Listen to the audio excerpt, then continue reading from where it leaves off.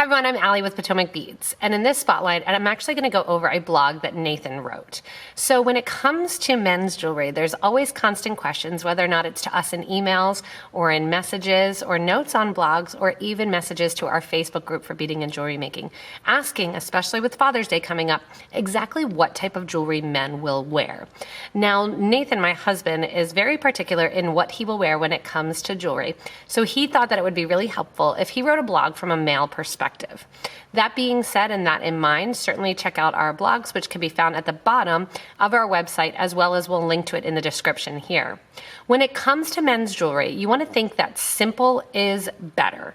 Oftentimes, there's kind of different options that you may have. Always go more simple.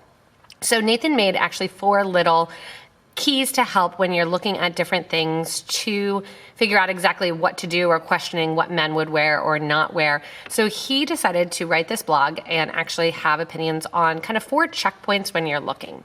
So the first one that he did was cords over beads.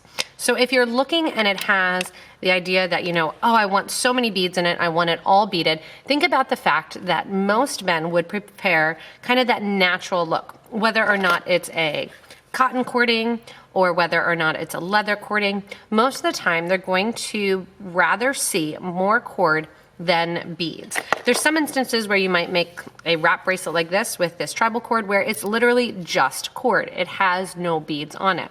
Or if you are going to use beads, kind of keep them simple. And we'll get to this at one of the other pieces that, again, that cording or that wire is going to be featured more so than actually the beads that are in it. In addition to the cords over beads, we have matte over shiny. So I think this goes the whole way into beads and cording and everything like that. So here in this leather wrap bracelet that I did for him with the Tubelet beads that he said he would actually wear, I did not use shiny, bright silver beads or shiny, bright metal beads when I was looking in the design for it. Additionally, when it comes to that matte over shine, you may want to look at the gemstone options. Like here I have lava stone, here I have some matted brown agate beads. Generally speaking, shiny is not going to be appealing to men. Maybe they're going to something and they want a little bit of shine or a bling, but when you're looking at things, you want to think about that kind of muted, and men tend not to like to make their jewelry stand out. Women bring on the bling. The more crystals, the better, right? But men want it more muted and more natural looking. Generally speaking, the matte look is going to look a little bit more natural than the shiny look. This may even happen to include things like cording. So if you're looking at cord, something like this snake chain here, you can see it has a little bit of gold flecks through it. I would actually avoid using this for male jewelry and function more on a cotton cording or a leather cording that's going to have more of that matte look rather than going with anything with shine. When in doubt, keep it more simple. Less is more, less shine, more natural. The third thing that Nathan has, so the first was kind of cords over bead and make sure that the cords are the focus. The second is going to be the matte beads over the shiny beads. And then the third is metal over glass. So more times than not, when you're looking at different beads, and the blog goes into this really, really in detail, you're not going to want a ton of glass beads. The reason is 2 things. Men are really, really rough on their jewelry. If you thought women were bad on their jewelry and break things, men are going to be more likely to do so. That's why oftentimes we're going to use more metal. Also, the metal has kind of that color range that men tend to like, So when you're looking at, should I use glass beads or metal beads, think about the context and what they will be worn. Here I have the Potomac's tubelets here. So the Potomac tubelet bead here, but it's kind of guarded by leather. It's also a 1-hold, more stable check glass bead, and it's in that matted color.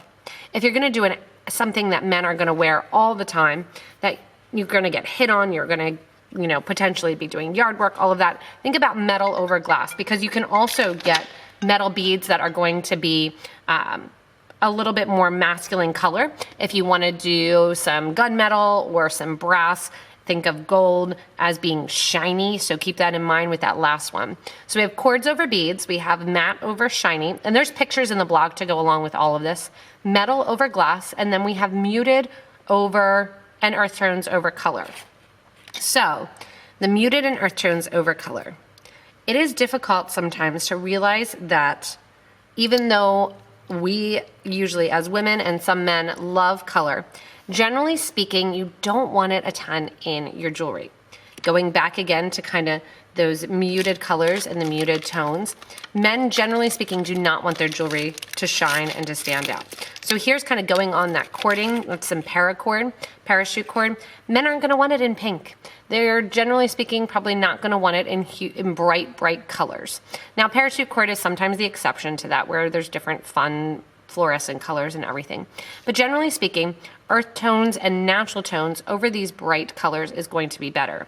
Here I have a bracelet that has Miyuki cubes, and they're in a matted Jet AB. For some men, this is going to be too much color. Instead of this, and it's also a lot of beads, instead a way to use this and still use the same beads is to use a little bit more cording and make a couple more knots in this macrame stitch. Keep in mind that the earth tones, those nice browns, blacks, greens, those are going to tend to be favored by men rather than bright blues. I have even here some goldstone, which you may think, oh, a guy would love goldstone. If you look at goldstone, and it's kind of hard to see here, there's actually little flecks of kind of shine in it. So this is blue goldstone, there's regular goldstone. I would shift more towards something that's matted, again, staying away from kind of that shininess. Think about natural, what comes from the earth. That lava stone is going to go great, and the natural beads tend to get favored over even the glass beads. If you are using glass beads, again, try to check them out and look at them in actual natural colors when you're working on it. An additional little idea that I had, because it is Father's Day to show, is that we also have the fun idea of working with cufflinks, that you can have different beads, again, those gemstones that are nice and natural, like this tiger's eye, which has just a little bit of shine, but if you're wearing it as actual cufflinks, you're gonna have a little bit of shine to that. I would use some of the E6000 glue or some of the Loctite glue these on, and you have kind of a fun, nice, natural pair of cabochon tiger eye cufflinks as well. So Nathan's blog that you can totally take a look at, and again we'll link below, goes over the fact that men want it simple. They don't want it colorful, they don't want it to be nice and shiny, they want it durable, because think about this also too if you're making some jewelry for women that do a lot of outdoors work and a lot of activity as well. So cords over beads, matte over shiny, metal over glass beads, and then muted over and earth tones over colors.